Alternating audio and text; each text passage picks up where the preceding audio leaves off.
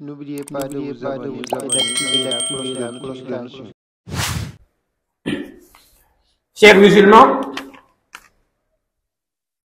le jour de la fête, qui est le jour du sacrifice, qui sera, Inch'Allah, le vendredi 6 juin, il est recommandé pour celui qui a les capacités de sacrifier.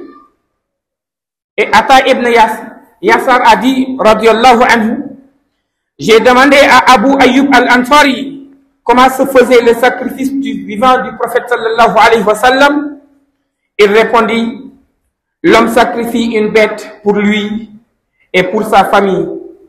Il en mangeait et en offrait aux autres. Rapporté par At-Tirmidhi, qui l'a même authentifié.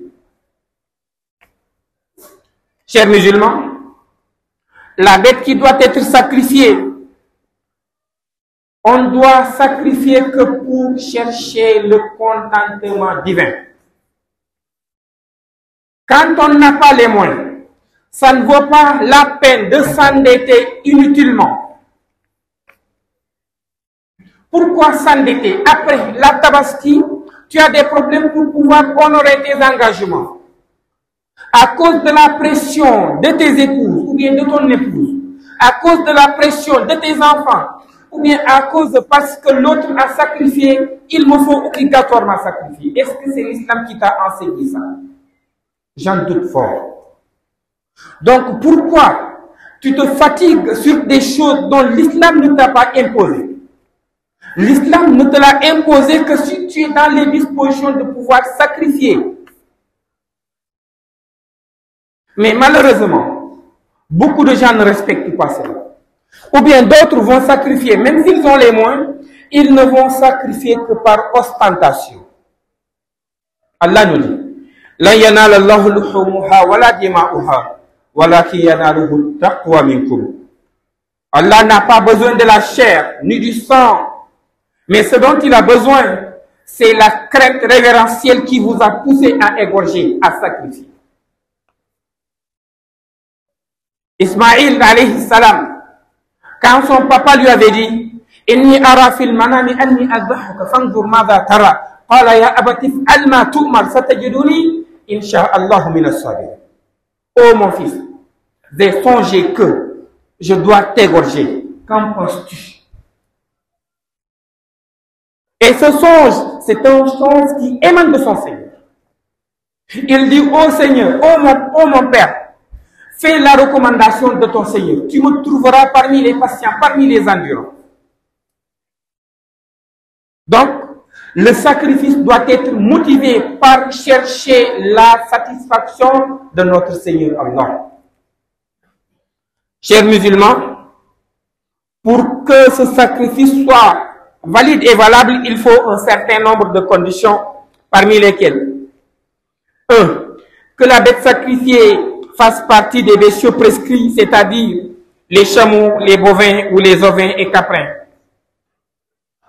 Deuxième condition, que l'animal ait atteint l'âge requis légalement, à savoir 5 ans révolus pour le chameau, 2 ans révolus pour la vache, 1 an révolu pour la chèvre et 6 mois pour le mouton.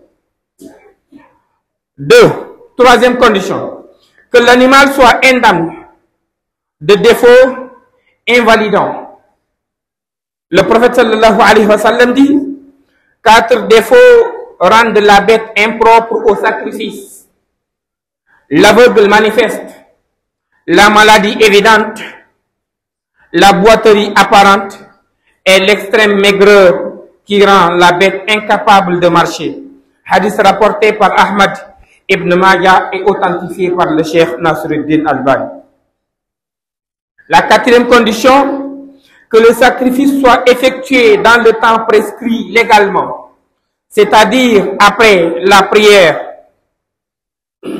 jusqu'au coucher du soleil du 3e jour, c'est-à-dire ce que l'on appelle Ayyam Tashriq, les 3 jours qui suivent la tabaski, le 11e, le 12e et le 13e. Celui qui n'a pas puis sacrifier le premier jour, le vendredi 6, Inch'Allah, Si Allah lui facilite, qu'il le fasse le samedi. Mais dans ce cas, nous avons constaté que beaucoup de gens, des fois, ont honte de pouvoir sacrifier le 2e jour, le 3e jour ou bien le 4e jour après la tabaski. Chers musulmans, le sacrifice que tu fais, tu ne le fais que pour chercher la satisfaction de ton Seigneur. Ne prête pas attention à ce que diront les autres.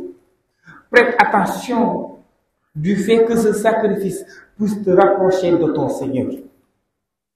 Allahumma rabbana habib ilayna al-iman wa zayyinhu fi qulubina wa karrih ilayna al-kufra wal-fusuq wal-isyan waj'alna Allahumma min ar-rashidin. ربنا لا تدع لنا ذنبا إلا غفرته ولا هما إلا فرجته ولا دينا إلا قضيته ولا حاجة من حوائج الدنيا والآخرة إلا قضيتها ويسرتها يا أرحم الراحمين يا رب العالمين. اللهم صل على محمد وعلى آل محمد كما صليت على إبراهيم وعلى آل إبراهيم إنك حميد مجيد. اللهم بارك على محمد وعلى آل محمد كما باركت على إبراهيم وعلى آل إبراهيم إنك حميد مجيد. إن الله وملائكته يصلون على النبي يا أيها الذين آمنوا صلوا عليه وسلموا تسليما. قوموا إلى الصلاة يرحمكم الله.